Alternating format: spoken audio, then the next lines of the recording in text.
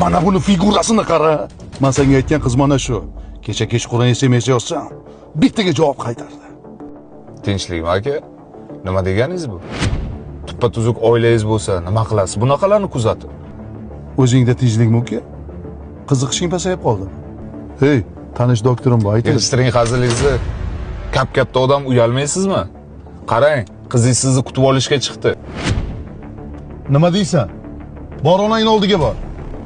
Uka, odamni xijolat qilib qo'yding. Bir ko'zingni ochib qara. Yuzida birorta ham ajini yo'q.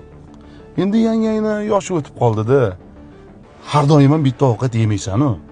Ko'ngil boshqa ovqatda ham tusab qoladi ukajon. Yangamning yuzidagi ajinlar kimni deb tushdi?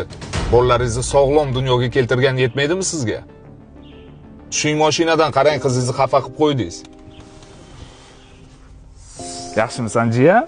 Barakalla, mana bu senga. Yoqdimi? Barakalla. Qarang aka, qanaqa chiroyli bolalaringiz bor. Haqiqiy ayolning chiroyi bolalarning yuzida bo'ladi. Yana o'zingiz bilasiz. Ha, aytgancha, o'sha siz ko'rsatgan figurali qizlarga ham figurali bolalar yoqadi. O'zingiz yig'ishtirib oling aka.